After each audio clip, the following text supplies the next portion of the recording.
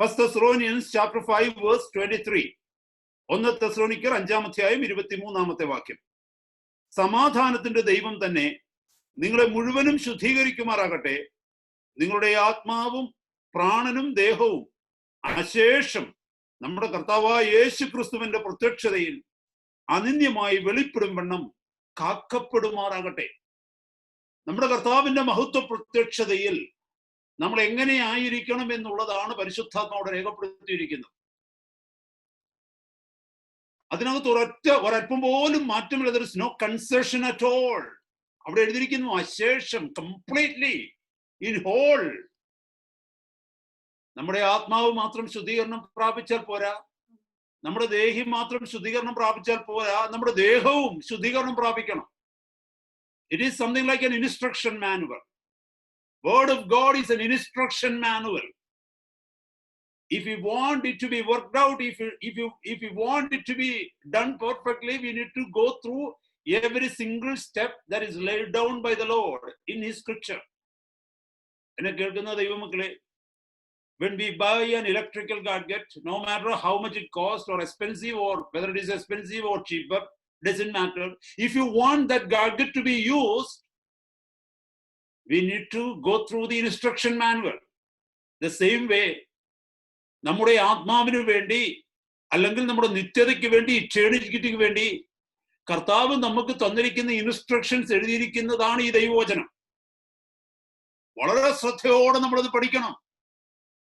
വളരെ ശ്രദ്ധയോടെ പഠിക്കുന്നവർക്ക് മാത്രമേ അവിടെ എത്തുവാൻ കഴിയൂ, കർത്താവിനൂടെ വസിക്കുവാൻ കഴിയൂ.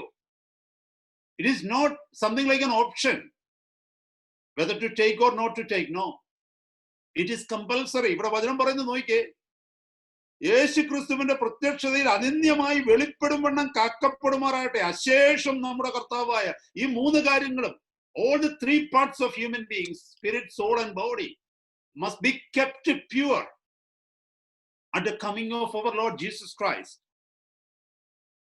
So we cannot sit back and relax on this particular thing. We cannot have our own way. Let me ask you a question, my brother, my sister.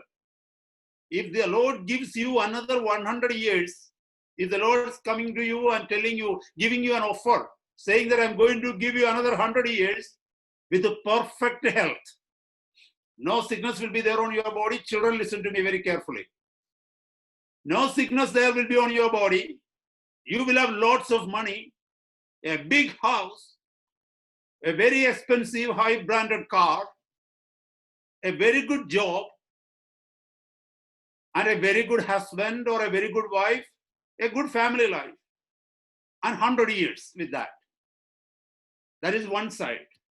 The other side, the Lord is saying, come with me to the eternity, we will live there. Which option you would take? Another 100 years in this world with all this sort of so-called goodness, or eternity with the Lord? We know what is our answer. Honestly speaking, we know what is our answer. To live another 100 years in this world, enjoying the pleasures of the world and every good thing that the Lord has given us, or being with the Lord in the eternity with Him forever. I tell you one thing, my brother, my sister. If you offer such an offer, or if you give such an option to a 2-year-old child,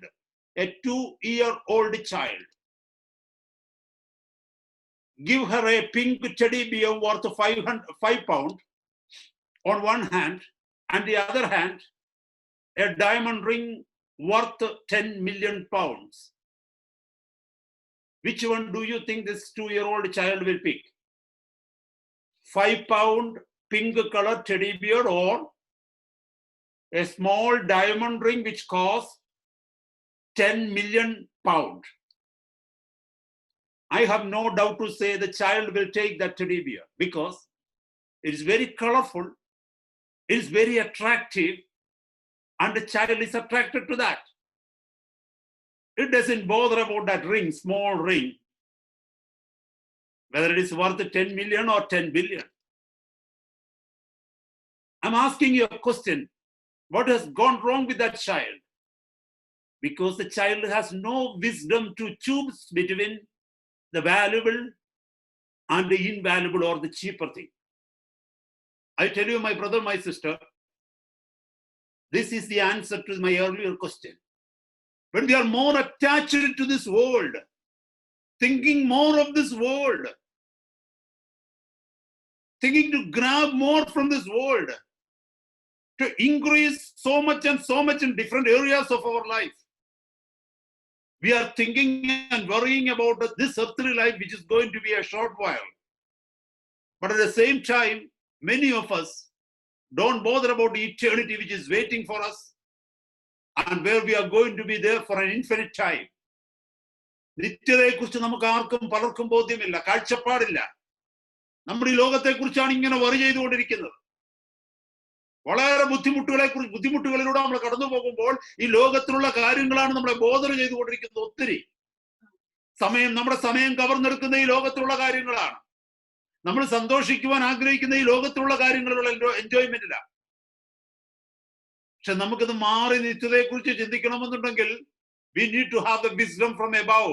Like that child needs to have a wisdom to know what is worth and what is not worth. We need to have the wisdom from God to know what is valuable, what is good, eternally speaking. So ഇവിടെ ദൈവത്തിന്റെ വചനം പറയുന്നു, ഞാൻ പറഞ്ഞതുപോലെ, this is an instruction manual. If you want to be found blameless at the coming of the Lord, this is the option. And there is no other second way. If you and I are found pure and blameless in all the three parts of our human nature, human entity, that is the spirit, soul, and body, then only we will be able to meet with our Lord there. And the Bible says how to attain that. നമ്മുടെ ഈ മൂന്ന് കാര്യങ്ങളിലും, നമ്മുടെ ആത്മാവിലും നമ്മുടെ ദേഹിയിലും നമ്മുടെ ദേഹത്തിലും വിശുദ്ധീകരണം പ്രാപിച്ച് അനിന്യമായി, ആ വാക്കാ വളരെ ശ്രദ്ധിക്കേണ്ടത്, 99% അല്ല, അനിന്യമായി ബ്ലെയിംലെസ് കാണപ്പെട്ടെങ്കിൽ മാത്രമേ കർത്താവിന്റെ പ്രത്യക്ഷതയിൽ എടുക്കപ്പെടുന്നു. ഇന്ന് നമുക്ക് ഈ ശരീരത്തെ കുറിച്ച് കേൾക്കാം. And we know in this order where the Lord is given an order here, spirit, soul, and body. And body comes last. Number one was the spirit, then is the soul, and is the body. So spirit, soul, and body. പക്ഷെ നമുക്കറിയാം, നമ്മളെല്ലാവരും പറയുന്നത് body, soul and the spirit, ദേഹം, ദേഹി, ആത്മാവ്. എന്തുകൊണ്ട്? നമ്മളെ അങ്ങനെയാണ് പഠിപ്പിച്ചിരിക്കുന്നത്, നമ്മൾ അങ്ങനെയാണ് പഠിച്ചിരിക്കുന്നത്. പ്രീച്ചേഴ്സും അങ്ങനെയാണ് പഠിപ്പിക്കുന്നത്. ചെറുപ്പം മുതലേ ദേഹത്തിനാണ് ഒന്നാമത്തെ പ്രാധാന്യം, രണ്ടാമത്തെ പ്രാധാന്യം ദേഹിക്കാണ്, മൂന്നാമത്തെ പ്രാധാന്യം ആത്മാവിനാണ്. നമ്മളൊന്ന് ഓർത്ത് നോക്കി, അങ്ങനല്ലേ? ആഹാരം കഴിക്കുന്നത്, വീട്, നല്ല ജോലി, ഇതൊക്കെ നമ്പർ 1. വിദ്യാഭ്യാസം രണ്ടാമത്, ഏറ്റവും ഒടുവിൽ സമയം ഉണ്ടെങ്കിൽ സഭയിൽ പോകണം, അത് മൂന്നാമത്. അങ്ങനല്ലേ നമ്മൾ പഠിച്ചിരിക്കുന്നതും നമ്മളെ പഠിപ്പിച്ചിരിക്കുന്നതും? ശരീരത്തിന് വേണ്ടിയുള്ളത് നമ്മൾ ഒന്നാമത് അന്വേഷിക്കും. എന്തുടുക്കും? മത്തായിയുടെ സുവിശേഷം 6-ാം അധ്യായത്തിൽ അവസാന ഭാഗത്തിൽ പറയുന്നതിനോട്ട് നമ്മുടെ വറീസ് എന്തു കുടിക്കും, എന്തു കഴിക്കും, എന്തു ഉടുക്കും, എവിടെ താമസിക്കും, ഇതല്ലേ ഏറ്റവും വലിയ വിഷയം നമ്മുടെ. എന്നെ കേൾക്കുന്ന ദൈവമക്കളെ, നമ്മൾ ഈ ദേശത്തേക്ക് കടന്നു വന്നപ്പോൾ, അല്ലെങ്കിൽ നമ്മൾ വേറൊരു സ്ഥലത്തേക്ക് മൈഗ്രേറ്റ് ചെയ്യുമ്പോൾ, മാറി താമസിക്കുമ്പോൾ, നമ്മൾ ഹോണസ്റ്റ്ലി നമ്മൾ എത്ര പേര് നമ്മുടെ സ്പിരിച്വാലിറ്റിയെ കുറിച്ച് ചിന്തിക്കാറുണ്ട്? അവിടെ കാണാൻ നല്ലൊരു ചർച്ച ഉണ്ടോ എന്ന് ആദ്യം ചിന്തിക്കുന്ന എത്ര പേര് നമ്മുടെ മധ്യത്തിലുണ്ട്? നമ്മൾ അതല്ല ചിന്തിക്കുന്നത്. ആദ്യം ചിന്തിക്കുന്നത് എന്താണെന്ന് ചോദിച്ചാൽ, അവിടെ താമസിക്കാനുള്ള സൗകര്യമുണ്ടോ, ഭക്ഷണം കഴിക്കാനുള്ള സൗകര്യമുണ്ടോ? അതെല്ലാം ഓക്കെ ആണെങ്കിൽ പിന്നെ ചിന്തിക്കും, അടുത്ത സ്കൂളുകൾ വല്ലതും ഉണ്ടോ, കുഞ്ഞുങ്ങളെ സ്കൂളിൽ ചേർക്കാൻ, ഹോസ്പിറ്റലുകളൊക്കെ ഉണ്ടോ? പിന്നെ ഇങ്ങ് വന്നു കഴിഞ്ഞിട്ടാണ് നമ്മൾ ചർച്ച ഉണ്ടോ എന്ന് അന്വേഷിക്കുന്നത്, അല്ലേ? That shows what is our priority. എന്നെ കേൾക്കുന്ന ദൈവമക്കളെ, നമ്മൾ കുഞ്ഞുങ്ങളെ പഠിപ്പിക്കുന്ന കാര്യത്തിലായാലും നോക്കിയേ, ഈ നാളുകളിൽ നമുക്ക് കുറച്ച് വിസ്ഡം ഉള്ളത് കൊണ്ട് നമ്മുടെ ടെൻഡൻസീസും നമ്മുടെ രീതികളൊക്കെ മാറിയിട്ടുണ്ട്, സത്യമാണ്. പക്ഷേ ഈ വെളിച്ചം കിട്ടുന്നതിന് മുമ്പ് നമ്മൾ എങ്ങനെയായിരുന്നു? കുഞ്ഞുങ്ങളെ ഏത് കാര്യത്തിൽ ആദ്യം നിർബന്ധിക്കുന്നത്? ഹോംവർക്ക് ചെയ്തോന്ന് ചോദിക്കും, നാളേക്കുള്ളതെല്ലാം സ്കൂളിലേക്ക് പോകാനുള്ളതൊക്കെ തയ്യാറെടുത്ത് വെച്ചോന്ന് ചോദിക്കും, ഡ്രസ്സ് എല്ലാം ഓക്കെ ആണോ എന്ന് ചോദിക്കും, പഠിക്കാനുള്ളതെല്ലാം പഠിച്ചോന്ന് ചോദിക്കും. ഈ കാര്യങ്ങളൊക്കെ പറഞ്ഞ് കുഞ്ഞുങ്ങൾ ഇതെല്ലാം ചെയ്തെങ്കിൽ നമ്മൾ സാറ്റിസ്ഫൈഡാ? Have we ever considered them? Have we ever told them about their eternity? അവർക്കൊരു നിത്യതയുണ്ടെന്നും അവർക്ക് അവരെ നോക്കുന്ന ഒരു കർത്താവുണ്ടെന്നും അവരുടെ ജീവിതം ഈ ലോകത്തില് പെർമനന്റ് അല്ലെന്നും ഈ വിലയേറിയ സത്യങ്ങൾ അവരെ പഠിപ്പിക്കാൻ നമ്മൾ ശ്രമിച്ചിട്ടുണ്ടോ? ഇല്ല.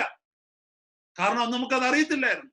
കാരണം നമ്മൾ പഠിച്ചിരിക്കുന്ന അതാണ്, ശരീരം ഒന്നാണ്. Number 1 is our body, number 2 our soul, number 3 our spirit.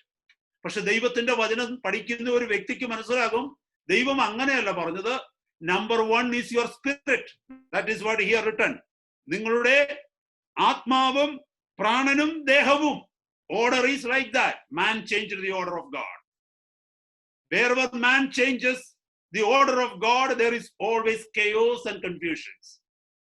But if we follow the order of God, there will be beauty, there will be joy, there will be peace and rest in our life all the time. If we follow the order of God. അപ്പോൾ ഒന്ന് നോക്കിക്കേ, നമ്മുടെ ജീവിതത്തിൽ നോക്കിക്കേ, നമ്മൾ എന്തുമാത്രം സമയം നമ്മുടെ ശരീരത്തിന് കൊടുക്കുന്നുണ്ട്. ഇന്ന് രാവിലെ നമ്മൾ ഉണർന്നില്ലേ? We got up this morning and all through this day നാം ചെയ്ത എല്ലാ കാര്യങ്ങളും ഒന്ന് നോക്കിക്കേ. ഒന്നുകിൽ അത് ഏറ്റവും കൂടുതൽ ദേഹത്തിന് വേണ്ടിയായിരുന്നു, അല്ലെങ്കിൽ ദേഹിക്ക് വേണ്ടിയായിരുന്നു, അല്ലേ? നമ്മൾ ജോലിക്ക് പോയി എന്തിനു വേണ്ടിയാ? നമ്മുടെ ശരീരത്തിന് വേണ്ടിയാ. സ്കൂളിൽ പോയത് എന്തിനു വേണ്ടിയാ? നമ്മുടെ ദേഹിക്ക് വേണ്ടി, സോളിന് വേണ്ടിയാ.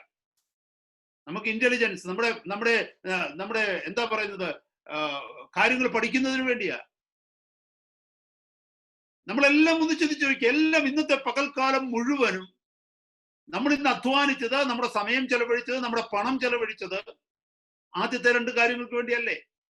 നമുക്ക് എത്ര തവണ കർത്താവിനെ കുറിച്ച് ഓർക്കാൻ സമയം കിട്ടി? ഓർക്കാൻ നാം ശ്രമിച്ചു? കർത്താവെ നന്ദി എന്നൊന്ന് പറയാൻ ഇന്ന് പ്രഭാതത്തിൽ എണീറ്റ് പ്രാർത്ഥിക്കുവാൻ പോലും കഴിയാത്തവർ ഒരുപക്ഷെ എന്റെ മധ്യത്തിൽ എന്നെ കേൾക്കുന്നവരുടെ കൂടുതൽ ഉണ്ടാകാം. ഒരു വാക്ക് പ്രാർത്ഥിക്കാൻ സമയം കിട്ടാത്തവര്. കാരണം ഉണർന്നപ്പോ തന്നെ സമയം പോയി, പെട്ടെന്ന് എണീറ്റ് കുളിച്ച് റെഡിയായി ഓടി ജോലിക്ക്. എന്നെ കേൾക്കുന്ന ദൈവമക്കളെ, എപ്പോൾ that is the way we have been trained. That is our human nature. ശരീരത്തിന് ഒന്നാമത്തെ പ്രാധാന്യം കൊടുക്കുക. എന്നാൽ ഞാനൊരു കാര്യം പറയട്ടെ, ഈ ശരീരം എന്ന് പറയുന്ന ഒരു കവർ മാത്രമാണ്. It is something like a cover to our spirit. Spirit is so important. It is kept deep inside us. And like 2 weeks ago, we heard, deep inside the spirit, covered by the soul, then the outer cover is the body. It is something like, I am living in this house. I am inside the house and the house is outside me. Which is important? My house is important or me important? Tell me. When it is my house is always important. But if I make a comparison between me and my house, I am important than my house. Am I right? Body is important. But which is more important? When body is compared to the spirit, which is important? The spirit is important.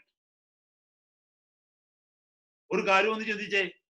ഒരു വീട്ടിൽ ഒരാൾ ജീവിക്കുകയാണെന്ന് വെച്ചോ, ആ ആളൊന്നും കഴിക്കുന്നില്ല, ഒന്നും കുടിക്കുന്നില്ല, ആ ആളിനെ നോക്കുന്നില്ല, എപ്പോഴും വീടിന് പെയിന്റും അടിച്ച് വീടിന്റെ കാര്യങ്ങളും നോക്കിക്കൊണ്ട് ഇങ്ങനെ നടക്കുകയാണെങ്കിൽ ആ ആളിനെ കുറിച്ച് നമ്മൾ എന്താ പറയുക? അതിനകത്ത് താമസിക്കുന്നവരെ കുറിച്ച് ഒരു കൺസിഡറേഷനും ഇല്ല.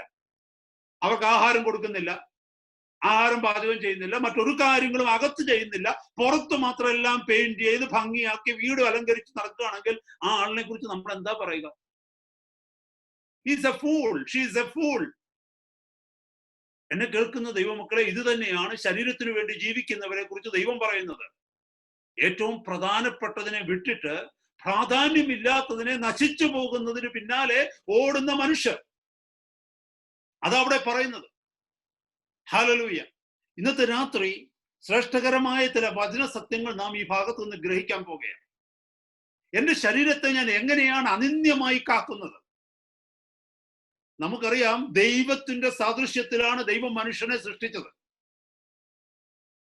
ഉൽപ്പത്തി പുസ്തകം 1-ാം അധ്യായം 26-ാമത്തെ വാക്യത്തില് കർത്താവ് തന്റെ യഹോവയായ ദൈവം തന്റെ സദൃശ്യത്തിൽ മനുഷ്യനെ സൃഷ്ടിച്ചു. 2-ാം അധ്യായത്തിലേക്ക് താഴേക്ക് വരുമ്പോൾ 7-ാമത്തെ വാക്യമാണെന്ന് തോന്നുന്നു, അവിടുന്ന് പറയുന്നു, നിലത്തെ പൊടിയെടുത്ത് ദൈവം മനുഷ്യനെ നിർമ്മിച്ചുണ്ടാക്കി. അപ്പൊ ദൈവം മനുഷ്യനെ സൃഷ്ടിച്ചപ്പോൾ it was perfect. He was perfect. Man was perfect. Perfect in the sense means there was no evil in him. There was no sin in him. നമ്മൾ കഴിഞ്ഞ ആഴ്ച കേട്ടതുപോലെ his mind was controlled by the spirit. But when sin entered in him, what happened? Spirit is dead. അവന്റെ ആത്മാവ് ആത്മീയമായി മരിച്ചു. He lost his connection with God. So he was dead spiritually. Now who took control of the mind? The flesh has taken the control of mind. മനുഷ്യൻ പാപിയായി തീർന്നു. ദൈവത്തോട് അനുസരണക്കേട് കാണിച്ചപ്പോൾ, ദൈവത്തോടുള്ള ഫെലോഷിപ്പ് നഷ്ടപ്പെട്ടപ്പോൾ അവൻ ആത്മാവിൽ മരിച്ചു. അവൻ ആത്മാവിൽ മരിച്ചപ്പോൾ അവന്റെ ജഡം അവനെ നിയന്ത്രിക്കുവാനായിട്ട് തുടങ്ങി. അവൻ ജഡീകനായി മാറി, ജഡത്തിനു വേണ്ടി ജീവിക്കുന്നവനായി മാറി. കാരണം അവന്റെ ആത്മാവ് മരിച്ചുപോയി. അതിന്റെ ഉദാഹരണം ഞാൻ കാണിച്ചു തരാം. If you turn with me to Genesis chapter 5, ഉൽപ്പത്തി പുസ്തകം 5-ാം അധ്യായത്തിലേക്ക് ഒന്ന് വന്നേ. ഉൽപ്പത്തി പുസ്തകം 5-ാം അധ്യായത്തിൽ വംശപാരമ്പര്യം, ആദമിന്റെ വംശപാരമ്പര്യത്തെ കുറിച്ച് എഴുതിയിരിക്കുന്നു. ആദമിനെ എങ്ങനെയാണ് സൃഷ്ടിച്ചതെന്ന് അവിടെ എഴുതിയിരിക്കുന്നു. 1-ാമത്തെ വാക്യം. ആദമിന്റെ പരമ്പരയാണിത്. ദൈവം മനുഷ്യനെ സൃഷ്ടിച്ചപ്പോൾ ദൈവത്തിന്റെ സാദൃശ്യത്തിൽ അവനെ ഉണ്ടാക്കി, ആണും പെണ്ണുമായി അവരെ സൃഷ്ടിച്ചു. സൃഷ്ടിച്ച നാളിൽ അവരെ അനുഗ്രഹിക്കുകയും അവർക്ക് ആദം എന്ന് പേരിടുകയും ചെയ്തു. അവനെന്നല്ല, അവർക്ക് ആദം എന്ന് പേരിടുകയും ചെയ്തു. കാരണം ആദമിൽ ഹവ്വ ഉണ്ടായിരുന്നു, അത് നമുക്കറിയാം. ഞാൻ ആ ഭാഗത്തേക്കൊന്നും പോകുന്നില്ല. അപ്പൊ ദൈവം മനുഷ്യനെ സൃഷ്ടിച്ചത് എങ്ങനെയാണെന്ന് അവിടെ എഴുതിയിരിക്കുന്നു. തന്റെ സാദൃശ്യത്തിലാണ് ദൈവം മനുഷ്യനെ സൃഷ്ടിച്ചത്. ഒന്ന് നോക്കിക്കേ, 1-ാമത്തെ അധ്യായത്തിന്റെ 26-ാമത്തെ വാക്യം ഒന്ന് നോക്കിക്കേ. അനന്തരം ദൈവം, നാം നമ്മുടെ സ്വരൂപത്തിലും നമ്മുടെ സാദൃശ്യപ്രകാരവും മനുഷ്യനെ ഉണ്ടാക്കുക. അപ്പൊ ദൈവം മനുഷ്യനെ സൃഷ്ടിച്ചത് സ്വന്തം സാദൃശ്യത്തിലാണ്. അപ്പൊ ദൈവത്തിന്റെ ഉള്ളിൽ കളങ്കമില്ല, ദൈവത്തിന്റെ ഉള്ളിൽ കാപട്യമില്ല. ദൈവം സ്വന്തം സാദൃശ്യപ്രകാരം മനുഷ്യനെ സൃഷ്ടിച്ചപ്പോൾ ദൈവത്തിന്റെ അതേ രൂപത്തിലും ലൈക്നെസ്സിലും ഇമേജിലുമാണ് സൃഷ്ടിച്ചത്. എന്നാൽ മനുഷ്യൻ പാപം ചെയ്തപ്പോൾ എന്തു പറ്റി? ദൈവ തേജസ് അവന് നഷ്ടപ്പെട്ടു പോയി. അതുകൊണ്ടാണ് റോമർക്കെഴുതിയ ലേഖനം 3:23 പറയുന്നത്, ഒരു വ്യത്യാസവുമില്ല, എല്ലാവരും പാപം ചെയ്ത് ദൈവ തേജസ് ഇല്ലാത്തവരായി തീർന്നു. No difference. Everyone has sinned and found short of the glory of God. He lost the glory of God. Okay? അപ്പൊ ഇവൻ പാപിയായ മനുഷ്യനാ. ഈ 5-ാം അധ്യായത്തിന്റെ അടുത്ത വാക്യം, 3-ാമത്തെ വാക്യം ഒന്ന് നോക്കിയേ. ആദമിന് 130 വയസ്സായപ്പോൾ അവൻ തന്റെ സാദൃശ്യത്തിൽ തന്റെ സ്വരൂപപ്രകാരം ഒരു മകനെ ജനിപ്പിച്ചു, അവന് ശേത്ത് എന്ന് പേരിട്ടു. ദൈവം തന്റെ സാദൃശ്യത്തിൽ ആദമിനെ സൃഷ്ടിച്ചു. അടുത്ത വാക്യം പറയുന്നു, ആദം പാപിയായതിനു ശേഷം ആദം തന്റെ സാദൃശ്യത്തിൽ ഒരു മകനെ സൃഷ്ടിച്ചു, അവന് ശേത്ത് എന്ന് പേരിട്ടു. ആദമിൽ എന്തുണ്ടായിരുന്നുവോ അത് ശേത്തിലേക്ക് വന്നു. You understood what I say? All the descendants of Adam has that nature, that fallen nature of Adam. Adam was dead in spirit. He lost the fellowship of God. He was expelled from the fellowship of God. And that nature, that sinful nature, the sin which entered into the personality, into the entity of Adam, it has been passed through his generations. ആദമിൽ നിന്ന് അത് ശേത്തിലേക്ക് വന്നു. ശേത്തിൽ നിന്ന് ശേത്തിന്റെ പാരമ്പര്യത്തിലേക്ക് പരമ്പരാഗതമായിട്ട് നാളുകളോട് ഇങ്ങോട്ട് വന്ന് അത് എന്നിലും നിങ്ങളിലും എത്തി. നമ്മുടെ അപ്പൻ അപ്പൂപ്പന്മാരെ നോക്കിയേ. Father, grandfather, great grandfather, great great grandfather, great great great great. You take any generation back, they all came from Adam. ദൈവവചനം പറയുന്നു, ആ പാപം ആദം മുതൽ ഇങ്ങോട്ട് സകല മനുഷ്യരിലും വാഴുകയായിരുന്നു. It is something like, bitter gourd. You know bitter gourd, children? Bitter gourd or bitter melon. Bitter melon. പാവയ്ക്ക അറിയത്തില്ലയോ? കൈപ്പയ്ക്ക, പാവയ്ക്ക, എന്തുവാ ഹിന്ദിയിൽ എന്തോ പറയുന്നത്? കരേല. നമുക്ക് എല്ലാവർക്കും അറിയാമല്ലോ. അമേരിക്കയിലെ കരേലായും കേരളത്തിലെ കരേലായും ജർമ്മനിയിലെ കരേലായും. If you go to Uganda, Karela there. If you go to Africa, Pavaka there. It's all the same nature. It is bitter. Man, wherever he is in this world, they all came from Adam, having the nature of Adam. All dead, spiritually speaking. Everyone is dead. And he has no spirit to live for. Spirit is dead. Now he is living for what? Soul and body. You understood what I mean? നമ്മൾ എന്തുകൊണ്ടാണ് ശരീരത്തിന് ഇത്രയും പ്രാധാന്യം കൊടുത്തതെന്നാണ് ഞാൻ പറഞ്ഞു വരുന്നത്. നമ്മളെ എന്തുകൊണ്ടാണ് നമ്മുടെ അപ്പനും അപ്പനപ്പൂപ്പന്മാരൊക്കെ ഈ ശരീരത്തിന് പ്രാധാന്യം കൊടുക്കാൻ പഠിപ്പിച്ചതെന്നാ. നമ്മൾ പിള്ളേരോട് പറയത്തില്ലേ, കുഞ്ഞു വല്ലതും കഴിച്ചോ ചോദിക്കത്തില്ലേ? കുഞ്ഞുങ്ങൾ ഭക്ഷണം കഴിക്കാതിരിക്കുക എന്ന് പറഞ്ഞാൽ ഭയങ്കര വിഷമമാണ്. നമ്മൾ ചോദിക്കത്തില്ലേ, നമ്മുടെ കുഞ്ഞുങ്ങൾ പ്രാർത്ഥിക്കാത്തതിന് ഇത്രയും വിഷമമുണ്ടോ? ഇപ്പൊ നമുക്കുണ്ട്. നമുക്ക് വിശ്രമം ഇപ്പൊ കിട്ടി. പണ്ട് നമ്മുടെ പ്രശ്നം എന്തുവായിരുന്നു? നമ്മൾ ആരെങ്കിലും പറഞ്ഞു കേട്ടുണ്ടോ എന്റെ കുഞ്ഞൊന്നും പ്രാർത്ഥിക്കത്തില്ലെന്നേ, അത് ഓർത്താ എനിക്ക് വിഷമം? ഇല്ല. അനേകർ എന്നോട് പറഞ്ഞിട്ടുണ്ട് ഞങ്ങളുടെ കൊച്ചുങ്ങളൊന്നും കഴിക്കത്തില്ല, അതാ വിഷയം. നമ്മൾ പിള്ളേരെ തല്ലുന്നത് എന്തിനായിരുന്നു പണ്ട്? പ്രാർത്ഥിക്കാത്തതിനല്ലാതല്ലാതിരുന്നത്, അവർ കഴിക്കാത്തതിനകത്തല്ലാതിരുന്നത്. ശരിയല്ലേ? നമ്മളെ പഠിപ്പിച്ചിരിക്കുന്നത് അങ്ങനെയാ പണ്ടേ. അതിന് കാരണം എന്തെന്നറിയാമോ? ആദം മുതൽ ഇങ്ങോട്ട് അവന്റെ സ്പിരിറ്റ് പോയി. Spirit is dead. ഞാൻ ആ വചനത്തിലേക്ക് വരുമ്പോൾ നിങ്ങൾക്ക് അത് മനസ്സിലാക്കി തരാം. Spirit is dead and he is living not for the spirit, he is living for the soul and the body. And അതുകൊണ്ടാണ് വിദ്യാഭ്യാസത്തിന് നമ്മൾ ഇമ്പോർട്ടൻസ് കൊടുക്കുന്നത്. നല്ല കോളേജുകൾ, നല്ല യൂണിവേഴ്സിറ്റികൾ, നല്ല സ്കൂളുകൾ. കുഞ്ഞ് ജനിക്കുന്നതിന് മുമ്പേ കിൻഡർ ഗാർഡനിലേക്കുള്ള അഡ്മിഷൻ എടുത്തു വെച്ചിരിക്കുക നമ്മളല്ലേ. നമ്മളെന്നായിരിക്കത്തില്ല, നാട്ടിലൊക്കെ അങ്ങനെയാണെന്നാ ഞാൻ കേട്ടിട്ടുള്ളത്. സത്യമായി ഇപ്പോഴ്. കാരണം അഡ്മിഷൻ കിട്ടത്തില്ല. കുഞ്ഞിന് 4 വയസ്സാകാൻ നോക്കിയിരുന്നു കഴിഞ്ഞാൽ അഡ്മിഷൻ കിട്ടത്തില്ല. അതുകൊണ്ട് ജനിക്കുന്നതിന് മുമ്പേ അഡ്മിഷൻ എടുത്തു വെച്ചിരിക്കുക. Thinking about soul, body. ദൈവത്തിന്റെ വചനം പറയുന്നു, you are man is dead in his spirit. എഫേസ്യ ലേഖനം 2-ാം അധ്യായം 1-ാമത്തെ വാക്യം, എഫേസ്യ ലേഖനം 2-ാം അധ്യായം 5-ാമത്തെ വാക്യം, കൊലോസി ലേഖനം 2-ാം അധ്യായം 13-ാമത്തെ വാക്യം, ഇതൊക്കെ പറയുന്നത് we are dead in our spirit എന്നാ. അതിക്രമങ്ങളാലും പാപങ്ങളാലും നമ്മൾ മരിച്ചു പോയിരിക്കുന്നു എന്നാ. ആത്മാവിൽ മരിച്ചു പോയിരിക്കുന്നു എന്നാ. നമ്മളിവിടെ മനസ്സിലാക്കേണ്ടത് ഈ നമ്മളെയാണ്. ശ്രദ്ധിച്ചോണമേ, ഞാൻ ആ ഒരു പോയിന്റിലേക്ക് വരികയാണ്. ഈ മരിച്ചു പോയിരുന്ന നമ്മളെയാണ് രക്ഷിക്കുവാനായി സ്വർഗത്തിലെ അപ്പച്ചൻ തന്റെ പുത്രനെ ഭൂമിയിലേക്ക് അയച്ചത്. ആത്മാവ് നഷ്ടപ്പെട്ട, ആത്മാവ് മരിച്ച നമ്മളെ, ജഡത്തിനു വേണ്ടി ജീവിക്കുന്ന മൃഗം എന്തിനാ ജീവിക്കുന്നത്? ശരീരത്തിന് വേണ്ടിയല്ലേ ജീവിക്കുന്ന മൃഗം, അല്ലേ? അത് പിന്നെ ദേഹിക്ക് വേണ്ടി ജീവിക്കത്തില്ല. ആരും മൃഗങ്ങളൊന്നും പിള്ളേരെ സ്കൂളിലൊന്നും വിടത്തില്ലല്ലോ. അപ്പൊ അവര് ദേഹിക്ക് വേണ്ടിയല്ല ജീവിക്കുന്നത്. They only have two anyway. They have only 2 parts, body and soul. Every animal except human being, every species except human being, they have only 2 parts in their life, in their entity. One is body and the other is soul. But man has 3 because we are created in the image of God. God is triune and man is also triune. നമ്മൾ കഴിഞ്ഞ 2 ആഴ്ചയ്ക്ക് മുമ്പ് കേട്ടില്ലേ? God is the superior, holy, divine triune and we are the inferior triune. Father, Son and the Holy Spirit, spirit, soul and the body. We are in triune nature. We have been created in the image of God. But none of the species, other species like animals or birds, they are not created in the image of God, so they have only 2 parts. Children, listen to me very clearly. These are the things you need to understand. So നമ്മുടെ കർത്താവ് ഈ ഭൂമിയിലേക്ക് കടന്നു വന്ന് എന്തിനു വേണ്ടിയെന്ന് അറിയാമോ? പാപത്തിൽ മരിച്ച നമ്മളെ രക്ഷിക്കാൻ.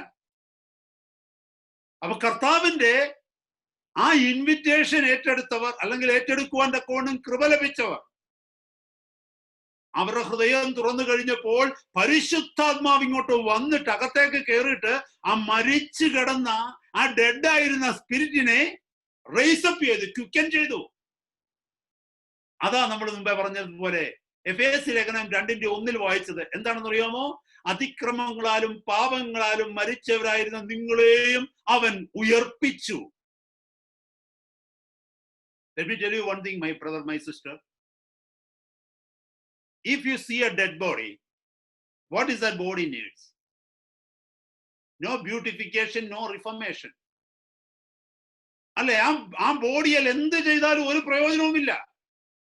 ഏതൊക്കെ ഡ്രസ്സ് മാറ്റി മാറ്റി ഇട്ടാലും ആ ഡെഡ് ബോഡി കൊണ്ട് ഒരു പ്രയോജനവുമില്ല. എത്രയെല്ലാം പെർഫ്യൂം അടിച്ചാലും ഒരു പ്രയോജനമില്ല.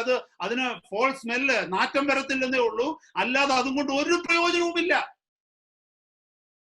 ആ ഡെഡ് ബോഡി പറയുന്ന ഒരു കാര്യമുണ്ട് നമ്മളോട്, നമുക്ക് കേൾക്കാൻ പറ്റത്തില്ലെന്നേ ഉള്ളൂ. There is something that dead body is saying, but we can't hear what the dead body is saying. ഞാൻ ഒരു പാരാഫ്രൈസ് ചെയ്ത് സംസാരിക്കുക, ഒരു സിംബോളിക് വേയിൽ സംസാരിക്കുക. You know what the dead body is saying? Stop doing this beautification on me. Stop trying to reform me. But if you can resurrect me. നിങ്ങൾ ഈ ചെയ്യുന്ന കാര്യങ്ങളൊക്കെ നിർത്ത്. എനിക്ക് ഇതുകൊണ്ടൊന്നും ഒരു പ്രയോജനമില്ല. നിങ്ങൾക്ക് പറ്റുമെങ്കിൽ എന്നെ ഒന്ന് എഴുന്നേൽപ്പിക്കാൻ നോക്ക്, എന്നെ ഒന്ന് ഉയർപ്പിക്കാൻ നോക്ക്. എന്നെ കേൾക്കുന്ന ദൈവമക്കളെ, മനുഷ്യ, that was the greatest need of man. That was the greatest need of the lost man, the dead man, that someone has to come down and resurrect him. That is what Jesus did. യേശു വന്നു, അവിടുത്തെ ആത്മാവിനാൽ നമുക്ക് പുതുജീവൻ തന്നു, നമ്മളെ എഴുന്നേൽപ്പിച്ചു. ആദം പാപത്തിനു മുമ്പ് ദൈവത്തോടുകൂടെ എങ്ങനെയായിരുന്നുവോ അതേ അവസ്ഥയിലാക്കി നമ്മളെ ഇപ്പോൾ. പാപം കടന്നു വരുന്നതിന് മുമ്പ് ആദം ആത്മാവിലും ദേഹിയിലും ദേഹത്തിലും ആക്റ്റീവായിരുന്നു, ലൈവായിരുന്നു. അതുപോലെയാക്കി നമ്മളെ ഇപ്പോഴ്. എന്നെ കേട്ടുകൊണ്ടിരിക്കുന്ന ദൈവവേദലേ, നമ്മൾ ആരും ആത്മീയമായി മരിച്ചവരല്ല. ഇപ്പോൾ നമുക്ക് ആത്മീയമായിട്ട് ജീവനുണ്ട് ഇപ്പോഴ്. അതുകൊണ്ടാണ് നാം കർത്താവിനെ കുറിച്ച് കേൾക്കുന്നത്, കർത്താവിനെ കുറിച്ച് ചിന്തിക്കുന്നത്, കർത്താവിന് നമ്മുടെ ജീവിതത്തിൽ പ്രാധാന്യം കൊടുക്കുന്നത്, ദൈവത്തിന്റെ വചനത്തിൽ മനസ്സിലാക്കുവാനായിട്ട് ശ്രമിക്കുന്നത്. കാരണം എന്തെന്നറിയാമോ? അവർ സ്പിരിറ്റ് ഹാസ് ബീൻ റീജനറേറ്റഡ്. നമ്മുടെ ആത്മാവിന് ജീവനുണ്ടായി. പരിശുദ്ധാത്മാവ് അകത്ത് വന്ന് നമ്മുടെ ആത്മാവിനെ ഉണർത്തി, അതിനെ ജീവൻ കൊടുത്ത് എഴുന്നേൽപ്പിച്ചു. അതിനാ നമ്മൾ പറയുന്നത് വീണ്ടും ജനനം പ്രാപിക്കുക. വീണ്ടും ജനിച്ചു. Born again, born again. അപ്പൊ നമ്മൾ ചോദിക്കും, ആ എക്സ്പ്രഷൻ എങ്ങനെ വന്നേ ബോൺ എഗെയിൻ എന്ന്? ആത്മാവ് ഡെഡായി പോയല്ലോ, പിന്നെ എങ്ങനെ ബോൺ എഗെയിൻ എന്ന് പറയുന്നത്? അത് ഒരു കൺഫ്യൂഷൻ ഉണ്ടാകാതിരിക്കാനാണ്. കാരണം we were physically born. That is our first birth. We were physically born. This is the second birth. Now we are spiritually born. അതുകൊണ്ടാണ് ബോൺ എഗെയിൻ എന്ന് പറയുന്നത്. വീണ്ടും ജനനം പ്രാപിക്കുക. അതുകൊണ്ടാണ് നിക്കോദേമോസിനോട് കർത്താവ് യോഹന്നാന്റെ സുവിശേഷം 3-ാം അധ്യായത്തിൽ പറയുന്നത്, നീ വീണ്ടും ജനിച്ചില്ലെങ്കിൽ നിനക്ക് സ്വർഗരാജ്യം കടക്കാൻ പറ്റത്തില്ല. പക്ഷെ അവന് മനസ്സിലായില്ല. അവൻ പറഞ്ഞു, ഞാൻ അമ്മയുടെ ഉള്ളിൽ കയറിയിട്ട് അമ്മയുടെ ഉദരത്തിൽ കയറിയിട്ട് വീണ്ടും എങ്ങനെ ജനിക്കുന്നത്? Because he know that he was born once from his mother's womb.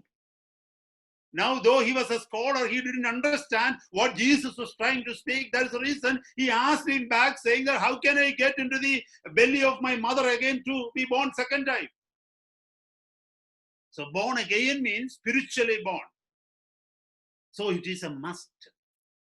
അതുകൊണ്ടാ വീണ്ടും ജനനം പ്രാപിക്കണമെന്ന് പറയുന്നത്.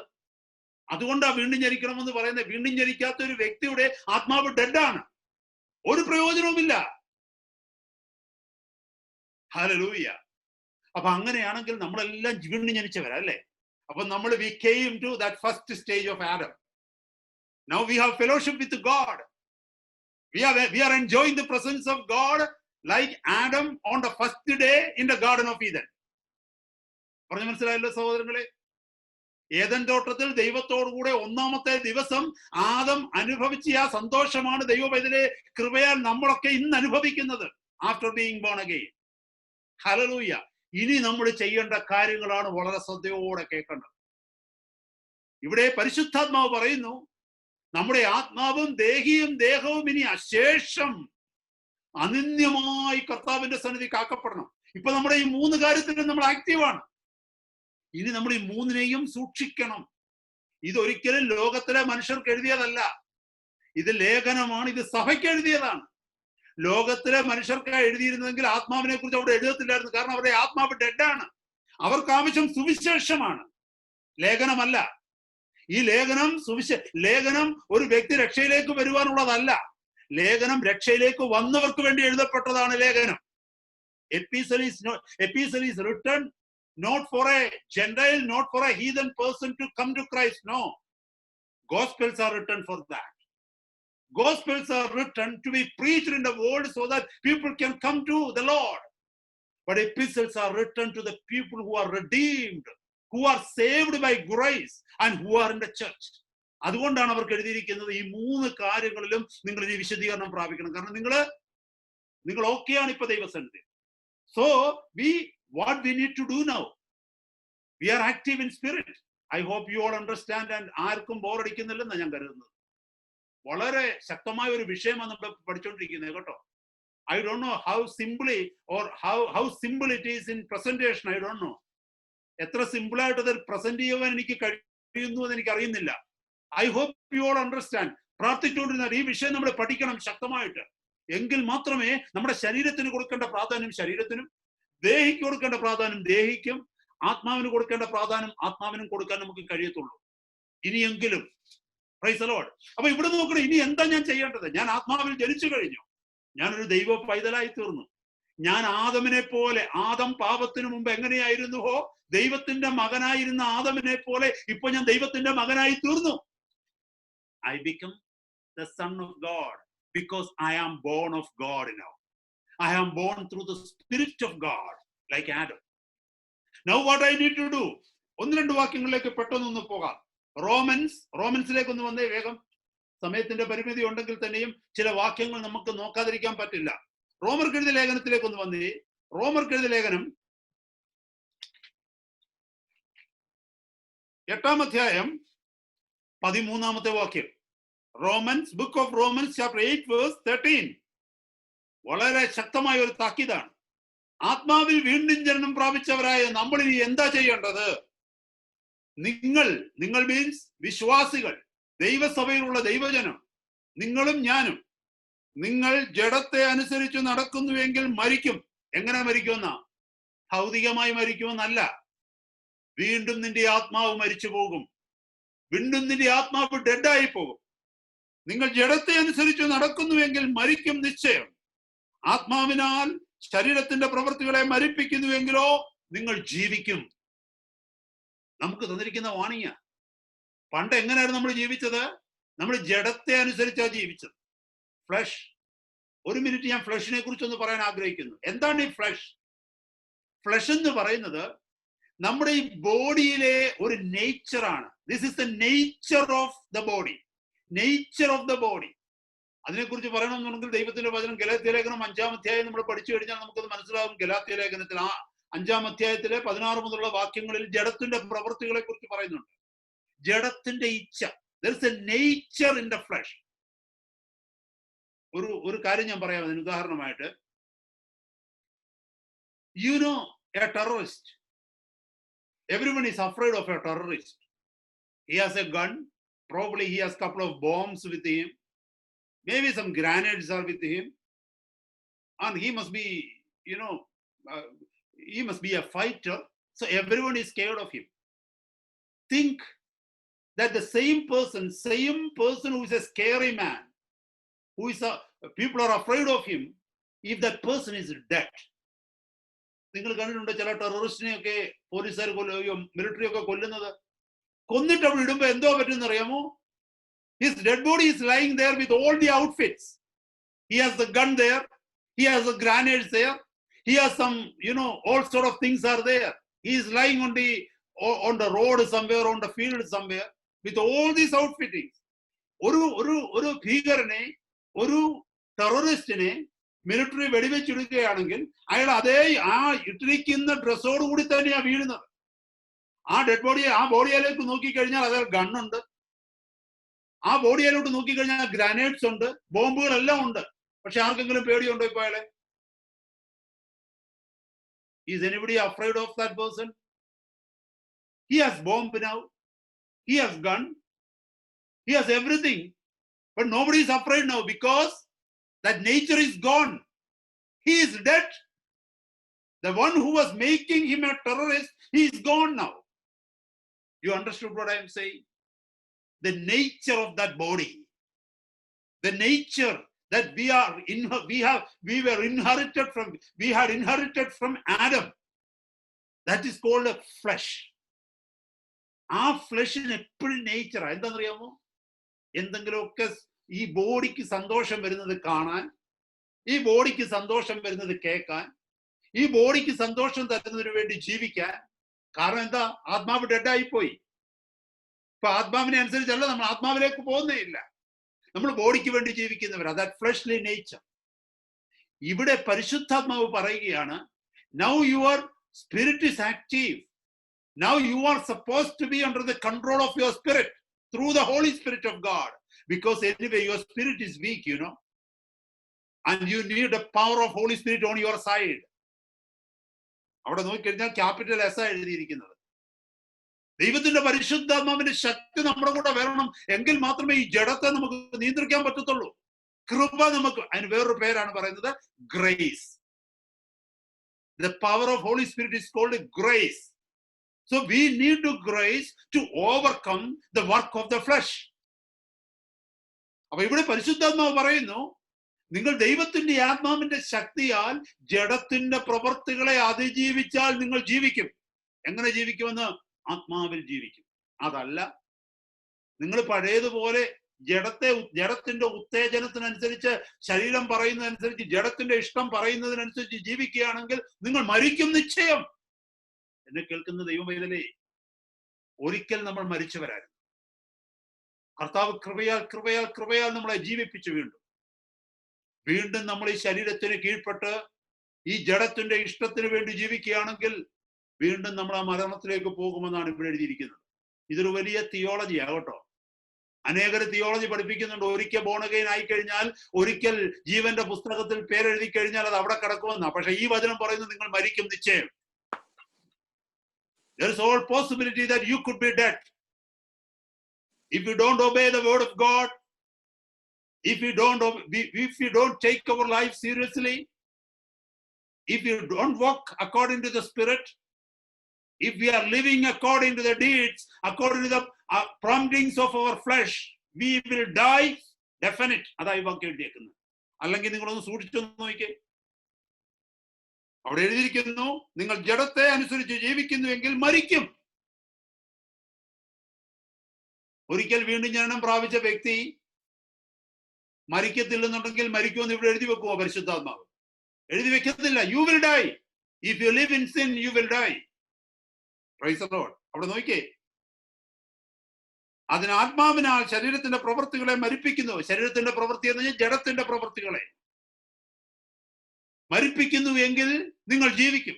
ജഡത്തിന്റെ പ്രവൃത്തി എന്തൊക്കെയാണെന്ന് ഗലാത്യ ലേഖനം 5-ാം അധ്യായത്തിൽ നമ്മൾ വായിക്കുന്നുണ്ട്. 16 വാക്യങ്ങൾ. ദുർനടപ്പ്, അശുദ്ധി, വിഗ്രഹാരാധന, പിന്നെ മോഹങ്ങൾ, അങ്ങനെ ഒത്തിരി കാര്യങ്ങൾ അവിടെ എഴുതി വെച്ചിട്ടുണ്ട്. അതിനെ നമ്മൾ മരിപ്പിക്കണമെന്ന എന്ന് പറഞ്ഞാൽ, അനാവശ്യമായ കാര്യങ്ങൾ കാണുവാൻ ഈ ജഡം ആഗ്രഹിക്കുമ്പോൾ അത് കാണുവാൻ വേണ്ടി കമ്പ്യൂട്ടറിന് മുമ്പിൽ പോയി ഇരിക്കരുത്. ദൈവത്തിന്റെ പരിശുദ്ധാത്മാവ് പറയുന്നു, മോനെ ഇരിക്കരുത്. How do we know that? How can we obey the Spirit of God and deny the wish, deny the desires of flesh? ഞാനത് എക്സ്പ്ലെയിൻ ചെയ്തു തരാം. എങ്ങനെ നമുക്ക് ആത്മാവിനെ അനുസരിച്ച് നടക്കാൻ പറ്റുമെന്ന് അറിയാമോ? അരുതാത്ത ഒരു കാര്യം കാണാൻ തോന്നുമ്പോ അകത്തുനിന്ന് ഒരു ശബ്ദം പറയത്തില്ലേ, മോനെ കാണരുതെന്ന്. My children, I don't know whether some of them are not born again, so they may not have that voice coming from inside. But those who are born again, I am sure, when you are about to do something wrong, you will hear a sound from inside. You will feel like someone saying to you, don't do it. That is your conscience speaking to you. That is the Spirit of God speaking through your conscience to you. നമ്മൾ പ്രായമായ സഹോദരങ്ങളോട് ചോദിക്കുക, അരുതാത്ത ഏതെങ്കിലും ഒരു കാര്യത്തിൽ ഇടപെടാൻ പോകുമ്പോൾ, ആവശ്യമില്ലാതെ ആരെക്കുറിച്ചെങ്കിലും എന്തെങ്കിലും സംസാരിക്കുമ്പോൾ, അല്ലെങ്കിൽ എന്തെങ്കിലും പറയാൻ തുടങ്ങുമ്പോൾ, ചെയ്യാൻ തുടങ്ങുമ്പോൾ, നമ്മൾ അകത്തു നിന്ന് ഒരു ശബ്ദം, ആരോ നമ്മളെ വിലക്കുന്നത് പോലെ നമുക്ക് തോന്നാറില്ലേ? അതാ പരിശുദ്ധാത്മാവിന്റെ ശബ്ദമാണ്. അപ്പൊ ഇവിടെ പറയുന്നത് എന്താണെന്നറിയാമോ? ആ ആത്മാവിനെ അനുസരിച്ച് നമ്മൾ നടന്നാൽ നമ്മൾ പാപം ചെയ്യത്തില്ലെന്ന്. കറക്റ്റ് അല്ലേ അത്? If we listen to that voice, we will never make sin. We will never do sin. നമ്മൾ ആവശ്യമില്ലാത്ത വണ്ടിയൊക്കെ ഓടിച്ചു പോകുമ്പോൾ ആവശ്യമില്ലാത്ത കാഴ്ചകളൊക്കെ റോഡിൽ കാണും. അറിയാതൊന്നും നോക്കി രണ്ടാമത് നോക്കാൻ തലതിരിക്കുമ്പോൾ ഹോളി സ്പിരിറ്റ് പറയും, don't do it my child, it is a sin, don't do. നമ്മൾ ആ ശബ്ദത്തിന് ചെവി കോർത്ത്, if you obey that sound, we won't sin. ഇവിടെ പറയുന്നു ആ ആത്മാവിനെ അനുസരിച്ച് നടക്കുന്നെങ്കിൽ നിങ്ങൾ ജീവിക്കും. അതല്ല ജഡത്തിന്റെ ഇഷ്ടം. ജഡം എന്തോ പറയുന്നേ, ഒന്നുകൂടെ നോക്കുന്നേ, അതിനെന്തോ ഇത്ര കുഴപ്പം വരാൻ പോന്നേ? ഇതൊക്കെ നോർമൽ അല്ലേ? ഇതൊക്കെ നോർമൽ ആണല്ലോ. ഓരോരുത്തരും ഇതിനേക്കാൾ വലിയ കാര്യങ്ങളൊക്കെ ചെയ്യുന്നില്ലേ? അത് മാത്രമല്ല, ജഡം പിന്നെയും കുറച്ചുകൂടെ സ്മാർട്ടായി ഈ ദിവസങ്ങളിൽ. എന്തോന്നറിയാമോ? യേശുവിന്റെ രക്തം പറഞ്ഞ് കഴുകിയാൽ മതിയല്ലോ, ഒരു കുഴപ്പമില്ലെന്ന്. അപ്പൊ ഇത് കാണുകയും ചെയ്യാം, കർത്താവിന്റെ പാപക്ഷമ കിട്ടുകയും ചെയ്യും. My brothers and my sisters, we are fooled so much by devil. ആ ദൈവശബ്ദം കേൾക്കാതെ വീണ്ടും നമ്മൾ ശ്രദ്ധ തിരിക്കുമ്പോൾ, വീണ്ടും അരുതാത്തതിലേക്ക് നോക്കുമ്പോൾ, വചനം പറയുന്നത് നിങ്ങൾ മരിക്കും നിശ്ചയം എന്ന് പറഞ്ഞാൽ പിന്നെ ഒരു 2-3 പ്രാവശ്യം കഴിയുമ്പോൾ പിന്നെ ഈ അകത്തുനിന്ന് ശബ്ദം കേൾക്കത്തില്ലെന്ന്. ഇത് എവിടാ ബൈബിളിൽ എഴുതിയിരിക്കുന്നത് അറിയാമോ? ഉൽപ്പത്തി പുസ്തകം 3-ാം അധ്യായത്തിന്റെ 1 മിനിറ്റ് ഒന്ന് നോക്കിയേ. എന്റെ ആത്മാവ് സദാകാലവും മനുഷ്യനോട് വാദിച്ചുകൊണ്ടിരിക്കുകയില്ലെന്നൊരു വചനമുണ്ട്. ഉൽപ്പത്തി പുസ്തകം 6-ാം അധ്യായത്തിന്റെ 3-ാമത്തെ വാക്യമാണെന്ന് തോന്നുന്നു. അതെ, 6:3 എഴുതിയിരിക്കുന്നു, എന്റെ ആത്മാവ് സദാകാലവും മനുഷ്യനോട് വാദിച്ചുകൊണ്ടിരിക്കുകയില്ല. നമുക്കിപ്പോൾ ആത്മാവ് ജീവൻ ഉണ്ടെന്നുള്ള തെളിവാണ് ഈ ശബ്ദം നമ്മുടെ ഉള്ളിൽ കേൾക്കുന്നത് കേട്ടോ. നമ്മളെ തടയുന്നത്, നമ്മളോട് ചെയ്യരുതെന്ന് പറയുന്നത്. നമ്മൾ അതനുസരിക്കാതെ മുന്നോട്ട് വീണ്ടും വീണ്ടും വീണ്ടും ചെയ്തുകൊണ്ടിരിക്കുമ്പോൾ that spirit will be dead. ആത്മാ, അതാ ഇവിടെ എഴുതിയിരിക്കുന്നത്, നിങ്ങൾ മരിക്കും നിശ്ചയം. മരിച്ചു കഴിഞ്ഞാൽ പിന്നെ ആ ശബ്ദം നമ്മൾ കേൾക്കത്തില്ല. പിന്നെ we will become like how we were before we were converted. എത്ര വ്യക്തമായിട്ട്. ഇത് എന്റെ തിയോളജി അല്ല കേട്ടോ ദൈവമക്കളെ. കേൾക്കുന്നവരാരും കരുതരുത് ഞാൻ പുതിയതായിട്ടുണ്ടാക്കുന്ന തിയോളജിയാണെന്ന്. വചനത്തിൽ എഴുതിയിരിക്കുന്ന തിയോളജിയാ പറയുന്നത്. നിങ്ങൾ ആത്മാവിനെ അനുസരിച്ച് നടക്കുന്നില്ലെങ്കിൽ നിങ്ങൾ മരിക്കും. മരിക്കും എന്ന് പറഞ്ഞാൽ ഭൗതികമായിട്ട് മരിക്കും. ഫിസിക്കലി ഡെത്തിനെ കുറിച്ചല്ല എഴുതിയിരിക്കുന്നത്. ഫിസിക്കലി ഡെത്തിന്, ആത്മാവിനെ അനുസരിച്ച് നടക്കാത്ത എത്രയോ പേര് ജീവിച്ചിരിക്കുന്നു ഇപ്പൊ physically. This is talking about spiritual death. When you spiritually die means what? You will be as good as not converted. Okay, അടുത്തൊരു, എനിക്ക് സമയമില്ലല്ലോ, അടുത്തൊരു വാക്യത്തിലേക്ക് പോകട്ടെ. 6:20 ഒരു വാക്യം, ഒരു പേജൂടെ ബാക്കിലോട്ട് പോയി. Romans 6:23. അതെല്ലാവർക്കും അറിയാവുന്ന ഒരു വാക്യമാണ്. പാപത്തിന്റെ ശമ്പളം മരണമത്രേ. ഏത് മരണം?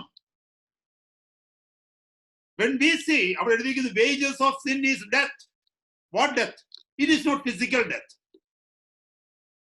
So many people, sinners, are out in the world. They are not dying physically. This is talking about spiritual death. Wages of sin is spiritual death. That is what has happened with Adam. When he sinned, he died spiritually. And we all had died with him. And now the Lord resurrected us, raised us up. നമ്മളെ വീണ്ടും ജന്മം പ്രാപിച്ചിരിക്കുന്നു. ഇപ്പൊ നമുക്ക് തരുന്ന വാണിംഗാ വീണ്ടും.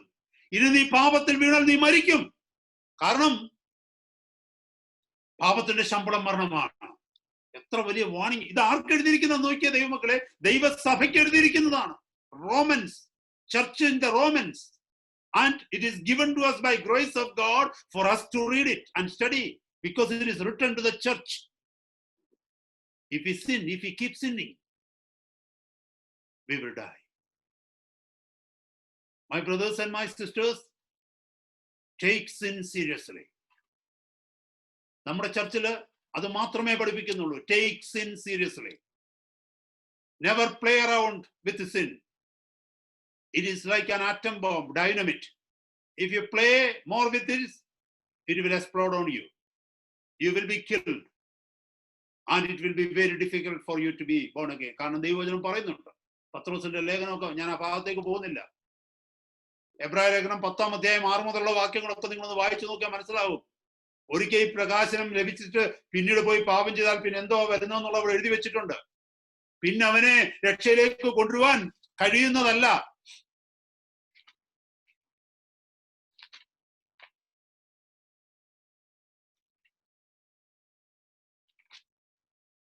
ഒരു വാക്യത്തിലേക്ക് നോക്കിയേ.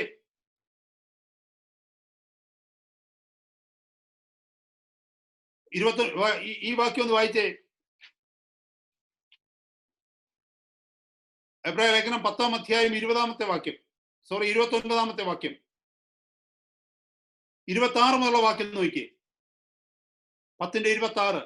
എബ്രായ ലേഖനം. സത്യത്തിന്റെ പരിജ്ഞാനം ലഭിച്ച ശേഷം നാം മനഃപൂർവ്വം പാപം ചെയ്താൽ പാപങ്ങൾക്ക് വേണ്ടി ഇനി ഒരു യാഗവും ശേഷിക്കാതെ ന്യായവിധിക്കായി ഭയങ്കരമായ ഒരു പ്രതീക്ഷയും എതിരാളികളെ ദഹിപ്പിക്കുവാനുള്ള ക്രോധാഗ്നിയുമേ ഉള്ളൂ. എത്ര പ്ലെയിൻ ആയിട്ടാണ് എഴുതിയിരിക്കുന്നത്. 2 പീറ്റർ 2-ാം അധ്യായത്തിലേക്ക് വന്നാൽ അവിടെ 20-21 വാക്യങ്ങൾ എഴുതിയിട്ടുണ്ട്. എനിക്ക് സമയമില്ലാത്തതുകൊണ്ട് ഞാൻ ആ ഭാഗത്തേക്കൊന്നും പോകുന്നില്ല. ഇതിന്റെ അർത്ഥം ഈ പറഞ്ഞിരിക്കുന്ന വാക്യമാ, നമ്മളിപ്പോ കേട്ടുകൊണ്ടിരുന്ന വാക്യങ്ങളാ. പാപത്തെ കാഷ്വലായി കണ്ട ഒരു ബിലീവറിനെ കുറിച്ച് അവിടെ എഴുതി വെച്ചിരിക്കുന്നത്.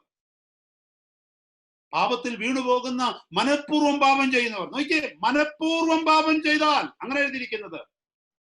26, for if we sin willfully after that we have received the knowledge of the truth, there remains no more sacrifice for sin. That means only one sacrifice was that sacrifice of Jesus Christ on the cross. Now it is saying no more sacrifice for sin because you willfully sin. Who is it talking about? He's talking about a believer. എന്നെ കേൾക്കുന്ന ദൈവമക്കളെ, we need to take it very, very seriously. Hallelujah. Let us turn to one more verse. Galatia ലേഖനത്തിലേക്ക് ഒന്ന് വന്നേ. ഗലാത്യ ലേഖനം 6-ാം അധ്യായം 7-8 വാക്യങ്ങൾ. 6, Book of Galatians chapter 6 verse 7 and 8. വഞ്ചനപ്പെടാതിരിക്കുവിൻ, ദൈവത്തെ പരിഹസിച്ചുകൂടാ, മനുഷ്യൻ വിതയ്ക്കുന്നത് തന്നെ കൊയ്യും. ദൈവത്തെ പരിഹസിച്ചുകൂടാ എന്ന് പറഞ്ഞാൽ അതിന്റെ അർത്ഥം എന്താണെന്നറിയാമോ? മലയാളത്തിൽ പറയുമ്പോൾ ദൈവത്തെ കുറ്റം പറയരുതെന്ന് നമ്മൾ പറയും. നമ്മൾ ചിലരോടൊക്കെ പറയത്തില്ലേ, ഒരു കാര്യം പറഞ്ഞേക്കാൻ ഞാൻ പറയാനുള്ളത് പറയുന്നു, പിന്നീട് എന്നെ കുറ്റം പറയരുത്, നമ്മൾ പറയത്തില്ലേ? Exactly the same meaning. നമ്മളാരും ദൈവത്തെ പിന്നെ കുറ്റം പറയരുത് അങ്ങനെ എഴുതിയേക്കും. ദൈവത്തെ പരിഹസിച്ചുകൂടാ, ഗോഡ് ഈസ് നോട്ട് മോക്ക്ഡ്. ദൈവത്തെ കുറ്റം പറയരുത്. അടുത്ത വാക്യം പറയുന്നത് വിതയ്ക്കുന്നത് തന്നെ നീ കൊയ്യും.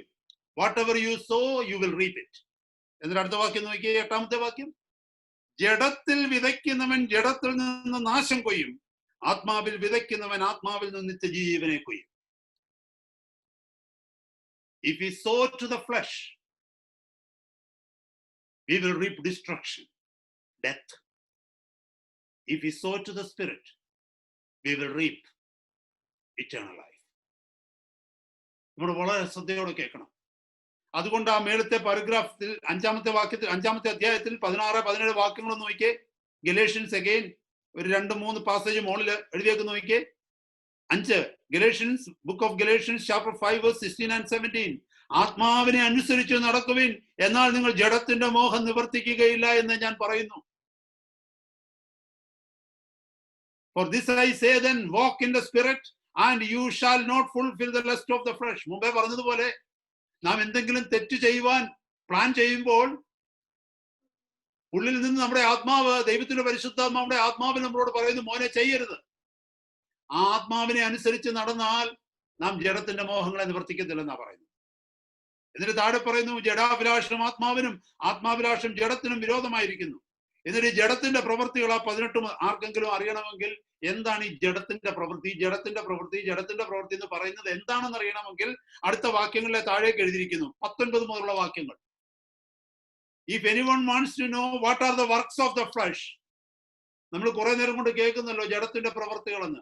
അതെന്താണെന്ന് അറിയണമെങ്കിൽ ഗലാത്യ ലേഖനം 5-19 മുതലുള്ള വാക്യങ്ങൾ, book of Galatians chapter 5 verse 19 onwards. ജഡത്തിന്റെ പ്രവൃത്തികളോ ദുർനടപ്പ്, അശുദ്ധി, ദുഷ്കാമം, വിഗ്രഹാരാധന. ഈ വിഗ്രഹാരാധന എന്ന് പറയുന്നത് ഏതെങ്കിലും ബിംബത്തിന്റെ മുമ്പിൽ പോയി കൈകൂപ്പി നിൽക്കുന്നതല്ല വിഗ്രഹാരാധന. അതിനേക്കാളൊക്കെ വലിയ അർത്ഥങ്ങളുണ്ട്. Idolatry doesn't mean, it means also that folding your hands and standing before a statue that we used to do before. അത് മാത്രമല്ല വിഗ്രഹാരാധന. ദൈവം ഇരിക്കേണ്ടിയിടത്ത് മറ്റെന്തിനെങ്കിലും വെച്ചോണെങ്കിൽ അതെല്ലാം വിഗ്രഹങ്ങളാ. അത് പണമായിക്കൊള്ളട്ടെ, സൗന്ദര്യമായിക്കൊള്ളട്ടെ, മറ്റെന്തെങ്കിലും ആയിക്കൊള്ളട്ടെ, ദൈവത്തിന് ഇരിക്കേണ്ടിടത്ത്. Our Lord has to be on the throne of our heart.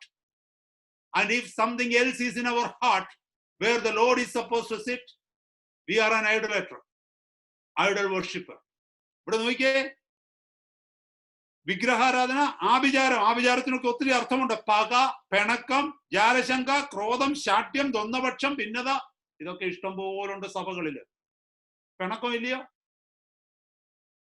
ക്രോധമില്ലയോ? ചിലരുണ്ട് വർഷങ്ങളായി പരസ്പരം മിണ്ടിട്ട് ക്രോധമാ. അത് കോപമൊന്നുമല്ല കേട്ടോ. കോപത്തേക്കാൾ ഹൈ ഡോസ് ഉള്ളതാ ക്രോധം. ചിലർ പറയത്തില്ലയോ, അവനെ എന്റെ കയ്യിലൊന്ന് കിട്ടിയാല്, പറഞ്ഞിട്ടില്ലയോ അങ്ങനെ വിശ്വാസികള് ഉണ്ട്. അത് കോപമല്ല, അത് ക്രോധമാണ്. That is the, I think, superlative ഡിഗ്രിയാണ് ക്രോധം. ഭിന്നത എന്ന് പറഞ്ഞാൽ ഡിവിഷൻ ഉണ്ടാക്കുക, മനുഷ്യനെ തമ്മിൽ കൂട്ടിയടിപ്പിക്കുക, ഇല്ലാത്ത കാര്യങ്ങൾ പറഞ്ഞുണ്ടാക്കുക. ഇല്ലാത്ത കാര്യങ്ങൾ പറഞ്ഞുണ്ടാക്കുന്നത് മാത്രമല്ല, ആരെങ്കിലും വിശ്വസിച്ച് ഒരു കാര്യം നമ്മളോട് പറയും, അതുകൊണ്ട് മറ്റൊരാളോട് പറയും, ഭിന്നത ഉണ്ടാക്കുക. ഇതൊക്കെ ജഡത്തിന്റെ പ്രവൃത്തിയാണെന്നാ പറയുന്നേ. ഇതൊക്കെ ഉണ്ടോ കയ്യിൽ നമ്മുടെ? ഉണ്ടെന്നുണ്ടെങ്കിൽ പെട്ടെന്ന് എടുത്ത് കളയുന്നതാ നല്ലത്. അല്ലെങ്കിൽ കർത്താവിന്റെ വചനം പറയുന്നു, ഈ പ്രവൃത്തികൾ ഉണ്ടെങ്കിൽ നീ മരിക്കും നിശ്ചയം. കാരണം അന്ത്യശ്വാസത്തിലേക്ക് അടുത്തോണ്ടിരിക്കുക. ഇപ്പൊ ആ ഫ്രീക്വൻസി, ബ്രീത്തിങ്ങിന്റെ ഫ്രീക്വൻസി കുറഞ്ഞു വരിക. എന്തെങ്കിലും അങ്ങനെ ഉണ്ടെങ്കിൽ എന്റെ സഹോദരങ്ങളെ, നമുക്കത് ഉപേക്ഷിക്കാം, പ്രാർത്ഥിച്ചുപേക്ഷിക്കാം. We need eternal life. We want to be in the eternity. നോക്കിയേ, ദ്വന്ദ്വപക്ഷം, ഭിന്നത, അസൂയ. അസൂയ ഉണ്ടോ നമുക്ക് ആർക്കെങ്കിലും? മറ്റൊരാൾ ഉയരുന്നത് കാണുമ്പോൾ നമുക്ക് അസൂയ തോന്നുന്നുണ്ടോ? ചിലരെയൊക്കെ കർത്താവ് നമ്മളെക്കാൾ ഉപയോഗിക്കുന്നത് കാണുമ്പോൾ നമുക്ക് അവരോട് അസൂയ തോന്നുന്നുണ്ടോ? ചിലർക്ക് നമ്മളെക്കാൾ ഉന്നതി ഉണ്ടാകുമ്പോൾ, നല്ല ശമ്പളം കിട്ടുമ്പോൾ, അല്ലെങ്കിൽ ചിലരുടെ കുഞ്ഞുങ്ങള് നമ്മുടെ കുഞ്ഞുങ്ങളെക്കാൾ കൂടുതൽ മാർക്ക് വാങ്ങിക്കുമ്പോൾ, ചിലരെപ്പോഴും ഭയങ്കര സന്തോഷത്തോടെ ഹസ്ബൻഡും വൈഫും കൂടെ ചേർന്ന് നടക്കുന്നത് കാണുമ്പോൾ ചില ഹസ്ബൻഡും വൈഫുമാർക്ക് ഭയങ്കര വിഷമമാണ്. അസൂയ. എന്തെങ്കിലും ഉണ്ടോ സഹോദരങ്ങളെ? നമുക്കില്ലാത്തത് മറ്റൊരാൾക്ക് കാണുമ്പോൾ നമ്മുടെ അകത്ത് എന്തോ ഒരു ബുദ്ധിമുട്ട്, ഒരു കശപിശ അകത്തുണ്ട്. അതിനാണ് അസൂയ എന്ന് പറയുന്നത്. അങ്ങനെ കാണും നമുക്കുണ്ടെങ്കിൽ അത് ജഡത്തിന്റെ പ്രവൃത്തിയാ. എല്ലാവർക്കും ഉണ്ടെന്ന് പറയരുത്, എല്ലാവർക്കും കാണും ലോകത്തിലുള്ളവർക്ക്. പക്ഷെ നമുക്കത് കാണാൻ പാടില്ല, നമ്മൾ മരിക്കും.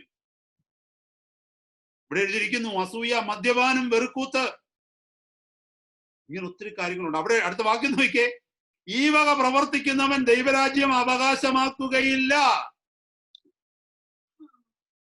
ചർച്ചിലെ ഏറ്റവും മുമ്പിലത്തെ ബെഞ്ചിലിരുന്നാലും ശരി, ചർച്ചിന്റെ സെക്രട്ടറി ആയാലും ട്രഷറർ ആയാലും ചർച്ചിന്റെ ഉപദേഷ്ടാവായാലും ശരി, റവറൻഡോ മോസ്റ്റ് റവറൻഡോ ആയാലും ശരി, ഇതിനകത്തെ ഏതെങ്കിലും ഒരെണ്ണം ഉള്ളിലുണ്ടെങ്കിൽ നീ സ്വർഗരാജ്യത്തിൽ പോകത്തില്ലെന്ന് ദൈവത്തിന്റെ വചനം പറയുന്നു.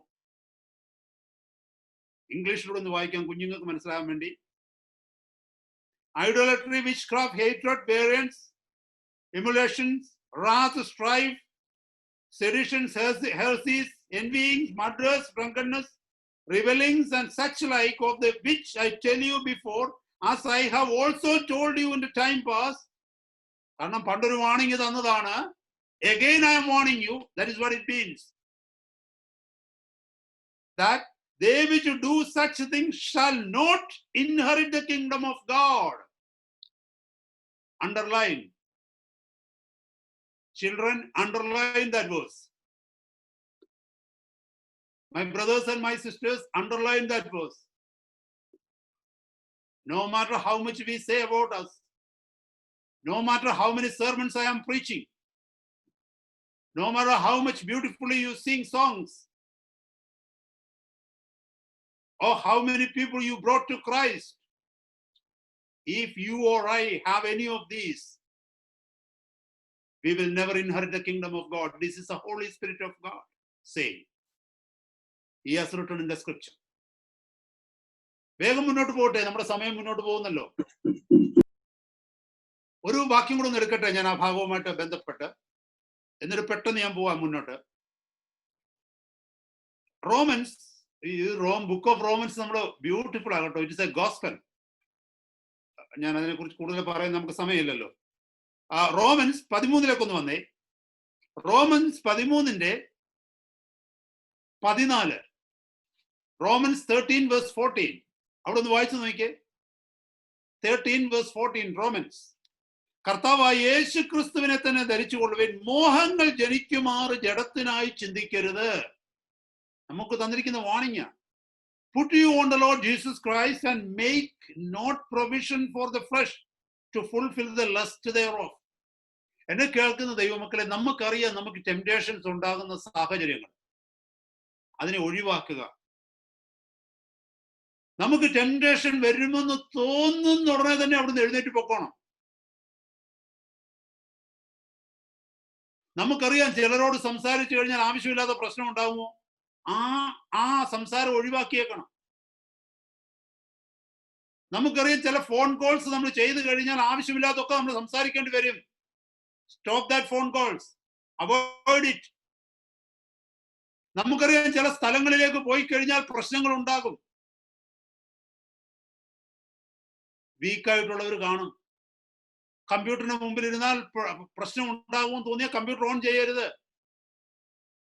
ന്യൂസ് വായിച്ചുകൊണ്ടിരിക്കുമ്പോൾ ആവശ്യമില്ലാത്തത് കാണണമെന്ന് തോന്നിക്കഴിഞ്ഞാൽ, ആവശ്യമില്ലാത്ത വെബ്സൈറ്റിൽ കാണണമെന്ന് തോന്നിച്ചാൽ അന്നേരമേ ആത്മാവിന്റെ ശബ്ദം കേൾക്കണം, സ്വിച്ച് ഓഫ് ചെയ്യണം, എഴുന്നേറ്റ് പോകണം. ഇവിടെ പറയുന്നതാ, മോഹങ്ങൾ ജനിക്കുമാർ ജഡത്തിനായി ചിന്തിക്കരുത്. Make no provisions for flesh. Don't give a chance to the flesh to provoke you or to tempt you to lust. അതാ വാക്യത്തിന്റെ അർത്ഥം. ഞാൻ വീണുപോയേ നല്ല പറയുന്നത്. വീഴുന്നിടത്ത് നീ എന്തിനാ പോയത്? പിള്ളേരാരെങ്കിലും ദേഹത്തെല്ലാം ചെളിവെള്ളവും തെറിപ്പിച്ചുകൊണ്ട് വീടിനകത്ത് കയറി വരും. കയറി വന്നിട്ട് പറയും, മമ്മി ഞാൻ തേണ്ട് വെള്ളത്തിൽ പോയി വീണെന്ന് പറയുമ്പോൾ മമ്മി ആദ്യം ചോദിക്കുന്ന ചോദ്യം എന്താ? നിങ്ങൾ എന്നോട് പറഞ്ഞേ. മമ്മി ചോദിക്കുന്ന ഇതാ, നിന്നോട് ആര് പറഞ്ഞു അവിടെ പോവാൻ? ശരിയല്ലേ? നമ്മുടെ കർത്താവിനോട്, കർത്താവേ ഞാൻ പാപം ചെയ്തെന്ന് പറയുമ്പോൾ കർത്താവ് പാപം ക്ഷമിക്കും. പക്ഷെ കർത്താവ് ചോദിക്കുന്ന ഒരു ചോദ്യമുണ്ട്, നിന്നോട് ആര് പറഞ്ഞു അതിന്റെ മുമ്പിൽ പോയിരിക്കാൻ? അതാ ഈ വാക്യത്തിന്റെ അർത്ഥം. Make no provision for your flesh. Hallelujah. നാം മനസ്സിലാക്കേണ്ടതായിട്ടുള്ള കാര്യങ്ങളാണ്. അതുകൊണ്ട് തന്നെയാണ് എനിക്ക് സമയമില്ലാത്തതുകൊണ്ട് ഞാൻ വേഗം മുന്നോട്ട് പോകും. അടുത്ത 10 മിനിറ്റ്സിൽ ദൈവവചനം നിർത്താനായിട്ട് ആഗ്രഹിക്കുന്നു. അതുകൊണ്ടാണ് 1 തീമോത്തി 6-ാം അധ്യായത്തിൽ കർത്താവിന്റെ ദാസനായ പൗലോസ് കർത്താവിന്റെ ദാസനായ തീമോത്തിയോട് പറയുകയാണ്, ഫ്ലീ ഫ്രം ഓൾ ലസ്റ്റ്. ദ്രവ്യാഗ്രഹത്തെ കുറിച്ചൊക്കെ പറഞ്ഞു വന്നിട്ട് എഴുതിയിരിക്കുക, നീയോ ദൈവത്തിന്റെ മനുഷ്യനായുള്ളവേ ഇത് വിട്ടോടി എന്ന് പറഞ്ഞ് അവിടെ എഴുതിയിട്ടുണ്ട്. 6-ാം അധ്യായം 11-ാമത്തെ വാക്യത്തിൽ. എനിക്ക് സമയമില്ല ആ വാക്യങ്ങൾ എക്സ്പ്ലെയിൻ ചെയ്യാൻ, നമുക്കൊക്കെ അറിയാമല്ലോ. സഹോദരങ്ങളൊക്കെ പലതവണ ആ മെസ്സേജുകളൊക്കെ ചർച്ച പറഞ്ഞിട്ടുണ്ടല്ലോ. ദ്രവ്യാഗ്രഹം എന്നൊക്കെ പറയുന്നത് ലോകസ്നേഹം എന്ന് പറയും. മുകളിൽ അതെല്ലാം എഴുതിയിട്ടുണ്ട്. 6-ാം അധ്യായം 1 മുതലുള്ള വാക്യങ്ങൾ താഴേക്കൊന്ന് വായിച്ചാൽ മതി. നമ്മളെ ഉത്തേജിപ്പിക്കുന്ന, ജഡത്തെ മോഹിപ്പിക്കുന്ന ലോകമോഹങ്ങൾ, ധനമോഹങ്ങൾ, ദ്രവ്യാഗ്രഹങ്ങൾ, അതൊക്കെ വിട്ട് നീ ഓടാനാണ് അവിടെ പറയുന്നത്. അതുപോലെ 2 തീമോത്തി 2:22 പറയുന്നു, ഫ്ലീ ഫ്രം യൂത്ത്ഫുൾ ലസ്റ്റ്. ഓടിക്കോ. ഇതിന്റെ അർത്ഥം എന്തോ? മുമ്പേ ഞാൻ പറഞ്ഞതിലോട്ട്, ആവശ്യമില്ലാത്ത സാഹചര്യങ്ങൾ വന്നാൽ എനിക്ക് വിൽ പവർ ഉണ്ടെന്ന് പറഞ്ഞുകൊണ്ട് പിടിച്ചു നിൽക്കുകയല്ല ചെയ്യേണ്ടത്, ഓടിക്കോണം. Run away. പിശാചിന്റെ അടുത്തുനിന്ന് ഓടിപ്പോകാൻ ദൈവവചനം എങ്ങും പറയുന്നില്ല കേട്ടോ. നമ്മൾ പക്ഷെ ഓടുന്നത് പിശാചിന്റെ അടുത്തുനിന്ന് അല്ലേ? നമ്മൾ രാത്രിയിൽ ഇങ്ങനെ നടന്നു വരുമ്പോൾ ആരെങ്കിലും ഒരാൾ പറയുകയെന്ന് വെച്ചാൽ, അതുകൊണ്ട് ആ ജംഗ്ഷനിൽ ഒരു പിശാചി നിൽപ്പുണ്ടെന്ന് പറഞ്ഞാൽ നമ്മൾ ആരും ആ ജംഗ്ഷനിൽ കൂടെ പോകുമോ? ജംഗ്ഷനിൽ കൂടെ പോട്ടെ, ഏതെങ്കിലും സെമിട്രിയുടെ അതിലേ കൂടെ നമ്മൾ പോകുമോ രാത്രി 8 മണി കഴിഞ്ഞാൽ? പിന്നെ പോകത്തില്ല. നമുക്ക് പിശാചിനെയാ പേടി. പക്ഷെ ദൈവത്തിന്റെ വചനം പറയുന്നത് പിശാചിനോട് എതിർത്ത് നിൽക്കാനാ പറയുന്നത്. റെസിസ്റ്റ് ദ ഡെവിൾ എന്നാ പറയുന്നത്. പക്ഷെ സിന്നിനോട് എതിർത്ത് നിൽക്കാനല്ല പറയുന്നത്, ഫ്ലീ ഫ്രം സിൻ എന്നാ പറയുന്നത്. മനസ്സിലായോ? കാരണം പിശാചിന് ഒന്നും ചെയ്യാൻ പറ്റുന്നില്ല നമ്മളെ. അവന് പേടിപ്പിക്കാനൊന്നും പറ്റത്തില്ല. പ്രത്യേകിച്ച് നമ്മൾ ദൈവപൈതലായതുകൊണ്ട് അടുത്തെങ്ങും വരത്തില്ല അവൻ. കാരണം നമ്മളിലുള്ളവൻ ഈ ലോകത്തിലുള്ളവനേക്കാൾ വലിയവൻ അത്രേ. 1 യോഹന്നാൻ 4:4.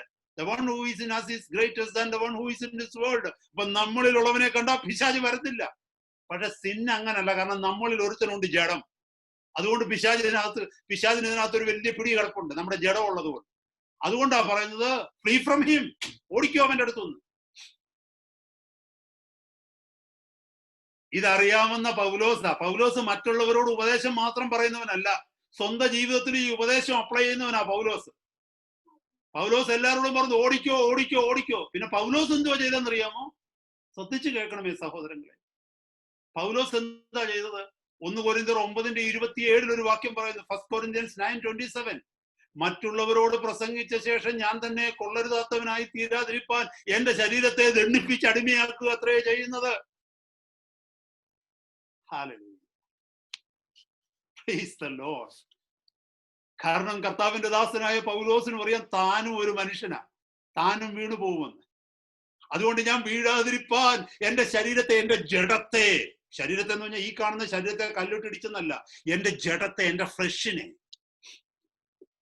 I discipline my body into subjection.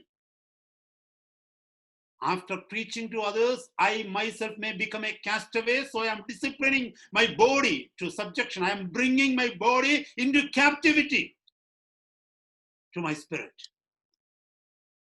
എത്ര അനുഗ്രഹിക്കപ്പെട്ട ഒരു ദൈവത്തിന്റെ ദാസന്, ശക്തനായവൻ, അഭിഷക്തൻ. ഹല്ലേലൂയ. കൊലോസ്യ ലേഖനം 3-ാം 5-ാമത്തെ വാക്യത്തിൽ പറയുന്നു, മോർട്ടിഫൈ the deeds of your flush. ആ വാക്യങ്ങളൊക്കെ ഒന്ന് വായിച്ച് നമുക്ക് പോവാം. കൊലോസ്യ ലേഖനത്തിലേക്ക് ഒന്ന് വന്നേ. കൊലോസ്യ ലേഖനത്തില് 3-ാം അധ്യായത്തില് 5-ാമത്തെ വാക്യം അവിടെ നോക്കിയേ. ആകയാൽ ദുർനടപ്പ്, അശുദ്ധി, അതിരാഗം, ദുർമോഹം, വിഗ്രഹാരാധനയായ അത്യാഗ്രഹം. കണ്ടോ, ഇവിടെ മുമ്പേ നമ്മൾ ഐഡോലേറ്റർ എന്ന് പറഞ്ഞില്ലേ, വിഗ്രഹാരാധന എന്ന് പറഞ്ഞില്ലേ. ഇവിടെ പറയുന്ന അത്യാഗ്രഹം എന്ന് പറയുന്നത് വിഗ്രഹാരാധനയാണ്. മോർ മോർ മോർ എന്ന് പറയുന്നത് അത്യാഗ്രഹം. ഇങ്ങനെ ഭൂമിയിലുള്ള നിങ്ങളുടെ അവയവങ്ങളെ മരിപ്പിക്കുവിൻ. മോർട്ടിഫൈ. ഇതിനകത്ത് ഏതെങ്കിലും അരുതാത്തത്, ദൈവം തരാത്തത് എന്തിനെ കുറിച്ചെങ്കിലും നമുക്ക് ആഗ്രഹമുണ്ടെങ്കിൽ അതിനെ കട്ട് ചെയ്യണമെന്ന, ഇതിനെല്ലാം വേണ്ടിയത് എന്തെന്നറിയാമോ ദൈവമക്കളെ? പരിശുദ്ധാത്മാവിന്റെ ശക്തി, കൃപ. അതാ മുമ്പേ പറഞ്ഞത്, പരിശുദ്ധാത്മാവിനാൽ മരിപ്പിക്കണം. നമ്മളെ കൊണ്ട് ഒന്നും ചെയ്യാൻ പറ്റത്തില്ല കേട്ടോ. We cannot do anything. We need the power of the Holy Spirit. Otherwise called, we need the grace of God on our side. Otherwise we won't be able to do any single thing like this. Timothy needed to have it. Paul needed to have it. You and I need to have it. Jesus Christ himself needed the power of the Holy Spirit because he was living as a human being. Though he was God, he was totally depending on the Holy Spirit to become an example for you and me to follow. വേഗം മുന്നോട്ട് പോകട്ടെ. ഒരു വാക്യം കൂടെ അവിടെ ആ ഭാഗമായിട്ട് വായിച്ചിട്ട് അടുത്ത 5 മിനിറ്റിനുള്ളിൽ ഞാൻ വചനം നിർത്തുകയാണ്. ഈ ഗലാത്യ ലേഖനത്തിലേക്ക് വരുമ്പോൾ അനുഗ്രഹിക്കപ്പെട്ട വേറൊരു വാക്യം നമുക്ക് വായിക്കാൻ പറ്റും. ഇവിടെ ഗലാത്യ ലേഖനത്തിൽ ഒരു വാക്യം, 5-ാം അധ്യായത്തിന്റെ 24-ാമത്തെ വാക്യം. ക്രിസ്തുയേശുവിനുള്ളവർ ജഡത്തെ അതിന്റെ രാഗമോഹങ്ങളോട് ക്രൂശിച്ചിരിക്കുന്നു. This is the proof that we belong to Christ. This is the proof that we are taking the word of God seriously. ദൈവത്തിന്റെ വചനം ഗൗരവത്തോടെ എടുക്കുന്നു എന്നുള്ളതിന്റെ തെളിവിതാണ് ക്രിസ്തുയേശുവിനുള്ളവർ ജഡത്തെ അതിന്റെ രാഗമോഹങ്ങളോട് ക്രൂശിക്കും. ഇംഗ്ലീഷ് എഴുതിയിരിക്കുന്നു, and they that are of Christ have crucified the flesh with the affections and lusts. That is the proof that we belong to Christ, and that is the proof that we are taking the word of God seriously. എന്താണ് അറിയാമോ ഈ ശരീരത്തിന് ഇത്രയും പ്രാധാന്യമുള്ളത്? ഞാൻ ആ വാക്യങ്ങൾ പറഞ്ഞിട്ട് ഇരിക്കുക. ഒന്ന്, ഈ ശരീരം ദൈവത്തിന്റെ മന്ദിരമാണ്. നമ്മളെ അവിടുന്ന് വിലയ്ക്ക് വാങ്ങിയിരിക്കുക. 1 കൊരിന്ത്യർ 6-ാം അധ്യായം 19-20 വാക്യങ്ങൾ പറയുന്നു, നിങ്ങൾ ദൈവത്തിന്റെ മന്ദിരമാണ്. നിങ്ങൾ നിങ്ങൾക്കുള്ളവരല്ല, നിങ്ങളെ വിലയ്ക്ക് വാങ്ങിയിരിക്കിയാൽ നിങ്ങൾ നിങ്ങൾക്കുള്ളവരല്ല. അതുകൊണ്ട് നിങ്ങളുടെ ശരീരം കൊണ്ട് ദൈവത്തെ മഹത്വപ്പെടുത്തുവിൻ. ആ വാക്യം ഒന്ന് പെട്ടെന്ന് വായിച്ചേ. 1 കൊരിന്ത്യർ 6-ാം അധ്യായത്തില് 6-ാം അധ്യായം 19-20. 1 Corinthians chapter 6 verse 19 and 20. കുഞ്ഞുങ്ങളൊക്കെ ഈ വാക്യങ്ങളൊക്കെ പഠിച്ചു വെച്ചിരിക്കണം കേട്ടോ. ദൈവത്തിന്റെ ദാനമായി നിങ്ങളിരിക്കുന്ന പരിശുദ്ധാത്മാവിന്റെ മന്ദിരമാകുന്നു നിങ്ങളുടെ ശരീരമെന്നും നിങ്ങളെ വിലയ്ക്ക് വാങ്ങിയിരിക്കാൻ നിങ്ങൾ താന്താങ്ങൾക്കുള്ളവരല്ല എന്നും അറിയുന്നില്ലയോ? ആകയാൽ നിങ്ങളുടെ ശരീരം കൊണ്ട് ദൈവത്തെ മഹത്വപ്പെടുത്തുവിൻ. ദൈവത്തെ മഹത്വപ്പെടുത്തുവാനായി ദൈവം നമുക്ക് തന്നതായി ശരീരം. അതുകൊണ്ടാണ് കർത്താവിന്റെ പ്രത്യക്ഷതയിൽ ഈ ശരീരവും അനിന്ദ്യമായി കാക്കപ്പെടണമെന്ന് പറയുന്നത്.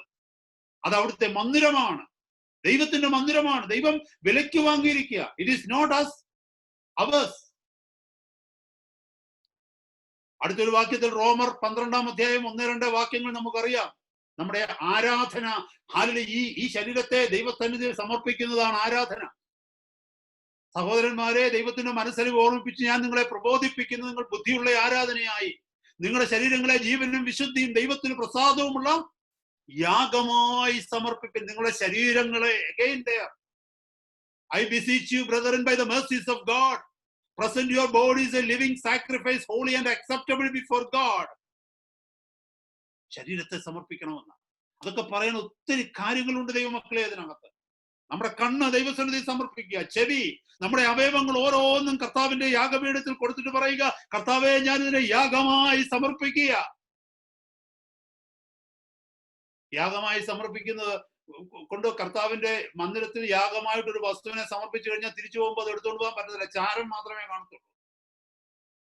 കണ്ണിനെ കർത്താവിന് യാഗമായി കൊടുത്തു കഴിഞ്ഞാൽ പിന്നെ കണ്ണെടുത്ത് നമുക്കൊന്നും ഉപയോഗിക്കാൻ പറ്റില്ല. അതാ അതിന്റെ അർത്ഥം. ഒരു വാക്യം കൂടെ പറയട്ടെ, അതുകൊണ്ട് നമ്മൾ എന്താ ചെയ്യേണ്ടതെന്ന് അറിയാമോ? കൊരിന്ത്യ ലേഖനത്തിലേക്ക് വരുമ്പോൾ 1 കൊരിന്ത്യർ 10-ാം അധ്യായത്തിന്റെ 31-ാമത്തെ വാക്യം. 1 Corinthians 10:31. ഇതോടുകൂടി ഞാൻ വചനം നിർത്തുന്നു. 1 Corinthians 10:31. 1 കൊരിന്ത്യർ 10:31. ആകയാൽ നിങ്ങൾ എന്ത് തിന്നാലും കുടിച്ചാലും എന്ത് ചെയ്താലും എല്ലാം ദൈവത്തിന്റെ മഹത്വത്തിനായി ചെയ്യുവിൻ. തിന്നാലും കുടിച്ചാലും എന്ത് ചെയ്താലും ദൈവത്തിന്റെ മഹത്വത്തിനായിട്ട് ചെയ്യണം. We come to that point. See, എവിടെ തുടങ്ങിയതാ? അവസാനം വന്ന് പറഞ്ഞു നിർത്തുകയാ അവിടെ കർത്താവ്. നിങ്ങൾ തിന്നുകയാണെങ്കിലും കുടിക്കുകയാണെങ്കിലും ഈ ശരീരത്തിന് വേണ്ടി നിങ്ങൾ എന്ത് ചെയ്താലും അത് കർത്താവിന്റെ മഹത്വത്തിന് വേണ്ടി ചെയ്യുക. ശരീരത്തിന് വേണ്ടി അല്ല ചെയ്യേണ്ടത്, കർത്താവിന്റെ മഹത്വത്തിന് വേണ്ടി ചെയ്യുക. ദൈവമക്കളെ, ഇന്നത്തെ രാത്രി കേൾപ്പിച്ച വചനത്തിനായിട്ട് നമുക്ക് നന്ദി പറയാം. കർത്താവ് ദൈവവചനം നമുക്ക് തരുന്നുണ്ട് ഇഷ്ടം പോലെ. ഈ വചനങ്ങളൊന്നും കേട്ടില്ലെന്ന് എനിക്കോ നിങ്ങൾക്കോ പറയാൻ പറ്റില്ല ദൈവസന്നിധിയിൽ. കൊച്ചു കുഞ്ഞുങ്ങൾക്ക് അപ്പനും അമ്മയും പറഞ്ഞു കൊടുക്കുന്നത് പോലെ നാം എവിടെയൊക്കെ സൂക്ഷിക്കണം, എങ്ങനെയൊക്കെ സൂക്ഷിക്കണമെന്ന് ദൈവത്തിന്റെ വചനത്തിൽ കർത്താവിന്റെ പരിശുദ്ധാത്മാവ് നമുക്ക് പറഞ്ഞു തന്നിരിക്കുകയാണ്. ഇതൊന്നും നമുക്ക് അറിയത്തില്ല, നമുക്ക് ആർക്കും പറയാൻ പറ്റും. കർത്താവിന്റെ സന്നിധിയിലേക്ക് കൊടുക്കാം. My children, one day you are accountable before the Lord. From this very young age, you are hearing in the church the great truths. You would never be able to tell the Lord that we don't know, we didn't know it, we didn't hear it. God has a great purpose about your life. You need to keep this word as treasure in your heart, and you can share this with your friends when you grow up.